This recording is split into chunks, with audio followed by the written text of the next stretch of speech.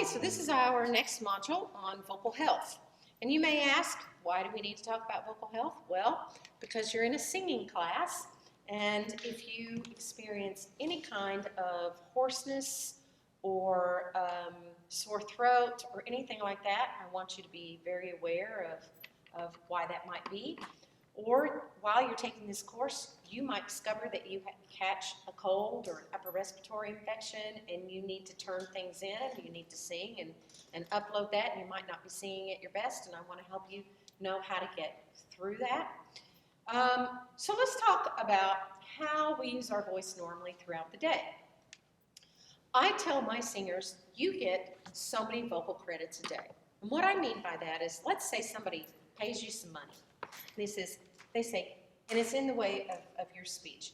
Here you go. You've got $100 in how you use your voice, and you need to spend that wisely. So if I have 100 vocal credits every day, I have to think about how I'm going to spend them.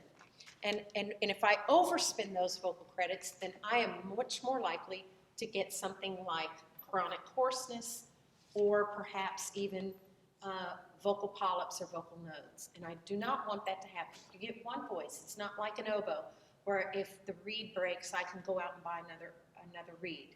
I have one set of vocal folds, and having to have surgery on them or having to have something done to one of them means that my vocal life is going to be shortened.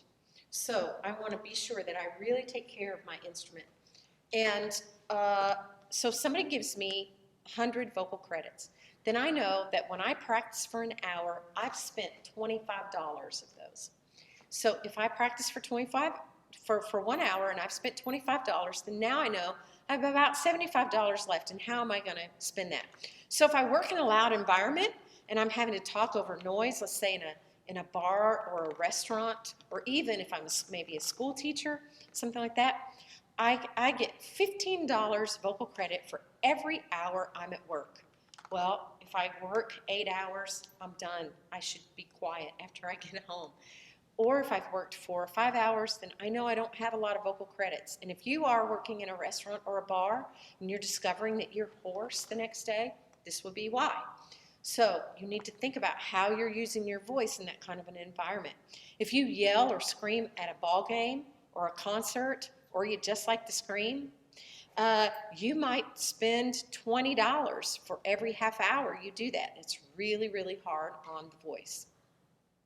When you whisper, it's for, say, an hour. Let's say that you think you have laryngitis, where you feel like your voice is hoarse and you think whispering is going to help you.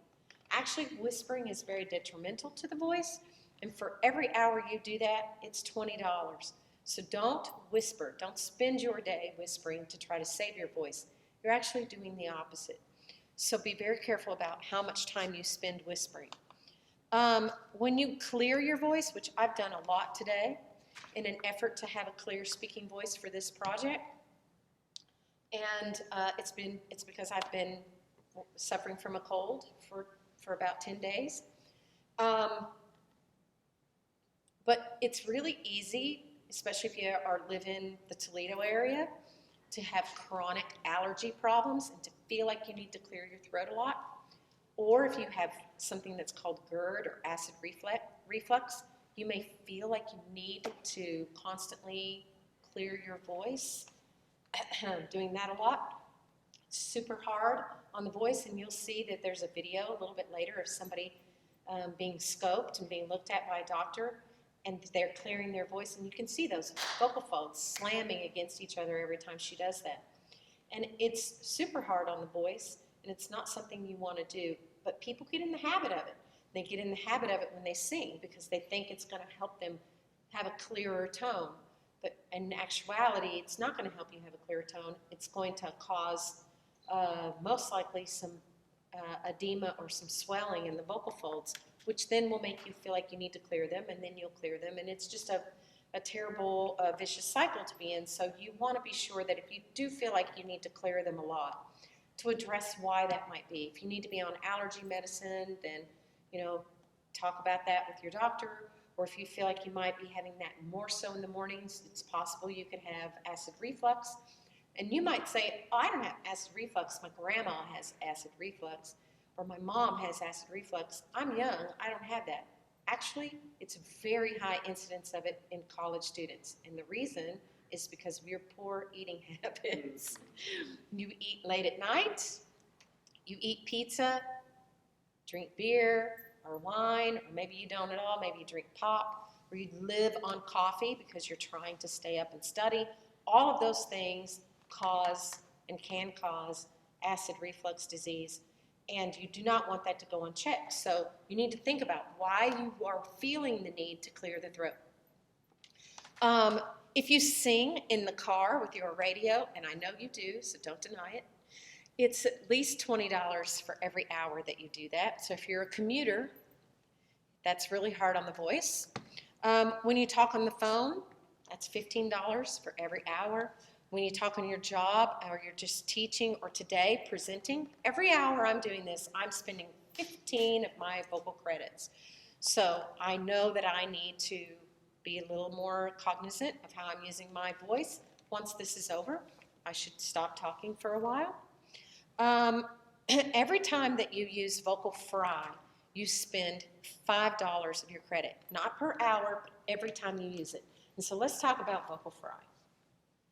There's a video here, and it's meant to be funny, that a link that I have that's on Vocal Fry, and it's a commentary by a comedian who's really funny, and it is funny, except it's not. And Vocal Fry is when someone talks down here in this, and there's this popping, and certain age group is really, really bad about it, millennials. And even actually some older folks that have this habit of talking down here and being in this part of their voice. And the more that you do that, it is really, really detrimental on the voice. So you do not want to use Vocal Fry. You don't want to use it when you sing either. So when you hear pop singers go, and then begin to sing, they've used Vocal Fry, and then they begin to sing in the right pitch. It's really hard on the voice over long periods of time, and it's hard on my ears. I can't take it. So don't do it. It's a terrible habit to be in vocally, and there's some links to reasons why you shouldn't do it that's on here, so be sure you look at those. So how many vocal credits do you think you spend in a day? Take a quick tally, or take a notebook with you, say tomorrow, and count how much time you spend. Make a little log of how much time. I'm going to bet you're finding that you're spending way over those 100 credits. And then you're wondering why you feel dried out, why you feel the need to cough a lot, or why you feel the need to clear your throat, or why you are experiencing some hoarseness or some inability to feel like you're singing cleanly and clearly and with good tone sometimes. And it could be because the vocal folds are tired and they need rest just like the remainder of your body. So you have to think about the singing that you do as being an athletic kind of activity. It requires the whole body, and it requires a lot of thought about health and training and the physicality of what you're doing if you're singing and you're using your body as an instrument. Breath is just as important in speech. Be sure you're paying attention to how much you breathe. Be sure that you don't talk while sort of holding your breath and talking for a very long period of time, and then feeling the body collapse as you talk, and then take a breath, and then you begin to feel that collapse. I see this all the time. I see it a lot in presenters. I see it in teachers, and I hear it in my students so often. They feel the need to talk really fast and really long and don't take the time to take a good breath and just talk at a normal rate. It's easier for me because I'm from the South. So we talk slower at a very different pace than folks up north, and we take a little more time with our breath. But if you're one of those people that's a really fast talker, you may find that you're putting really a lot of stress on the voice by doing that.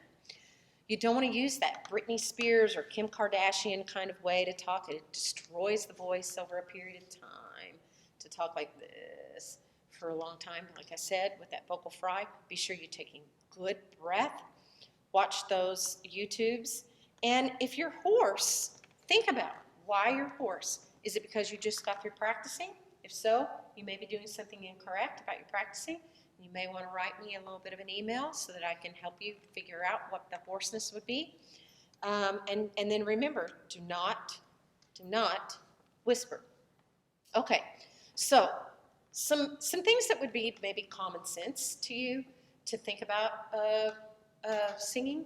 But if you're trying to be a singer and you're trying to use your body as an instrument, please don't smoke. Don't smoke anything. There are all kinds of ways to do other things than smoke, right? Don't introduce that into the body. It is damaging, very damaging to the vocal folds. And you'll find this on a YouTube link that I've put up where you can see a smoker's vocal folds as opposed to somebody who doesn't smoke. And it is really awful. Eliminate that habitual throat clearing as we talked about. Watch out though when you feel the need to clear the throat a lot. You'll want to drink a lot of water. Try to drink as much, stay hydrated.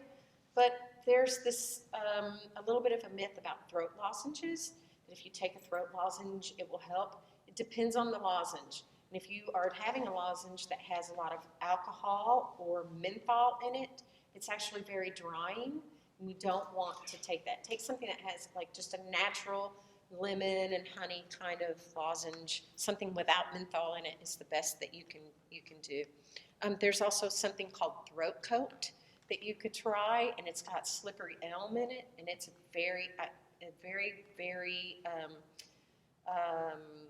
hydrating and lubricating feel when you take it. There's tea for it. Tea is great as long as it's not caffeinated. If it's an herbal tea and you want to use some honey with that, and having something warm makes you feel better in your throat, then that's great. You can do that. Things like air, oh gosh, it just left me. But it's the little tablets that you put in water and they dissolve, and they give you some vitamin C. Emergency, thank you. Emergency, that really helps too with the voice. If you're trying to stay hydrated and you know you need to sing, you want to stay away from alcohol and caffeine in general because both are very, very drying. Also spicy foods, things like that. Watching those vocal credits. If it's the middle of winter and you feel particularly dry, getting a humidifier is very helpful. Using one of those personal humidifiers is also very helpful. You can buy a humidifier that comes over your nose and you can breathe that in. Taking warm, little prolonged showers is also beneficial when it's in the middle of the winter and the heater is running all the time and you feel dry in your nose and in your mouth. Always tell your doctor and your pharmacist that you're a singer and you want to be sure that whatever medication you might be taking, say if you get the cold or flu, whatever medication you're taking is voice friendly. You don't want something that has what we call the letter D in it, especially allergy medicine, because that decongestant can make you very dried out.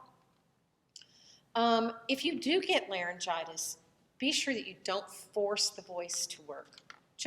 That's your body's way, your instrument's way of saying the vocal folds are too swollen, they're not going to work right now, and you need to shut up.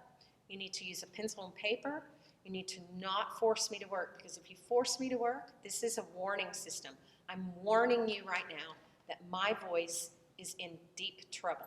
So try not to force the voice anytime you feel like you have some kind of laryngitis or hoarseness. Just go on what we call vocal rest until you feel like you can use the voice at a little more optimal way. And go see a doctor, always. If you feel like you might have symptoms of acid reflux, so heartburn, lots of heartburn, wet burps, acidy kinds of sour burps, a rough voice in the morning, hard to warm up the voice, you feel like you can't quite warm it up, it takes longer, a burning sensation in the throat. Also, when you wake up in the morning feeling like you need to clear your voice a lot, and then by the time you have a little food and drink, it kind of goes away, that's all signs of having acid reflux at night.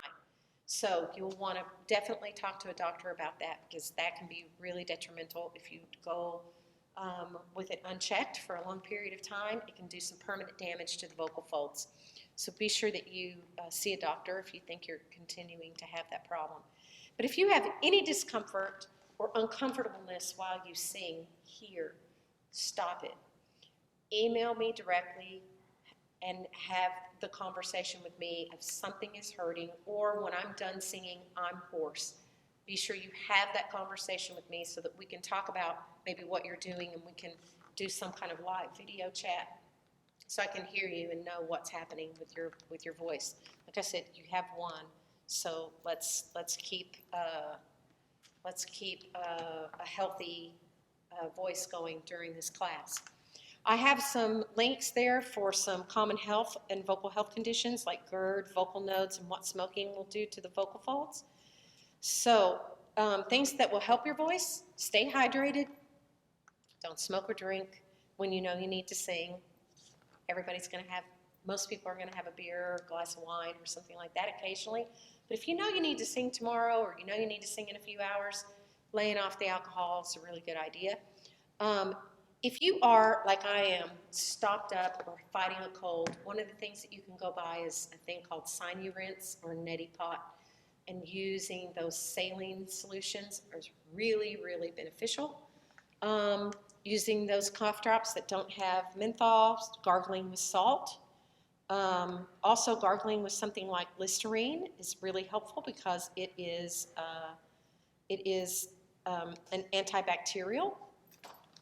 So it can really help keep the cold possibility of having a cold down a little bit during cold season.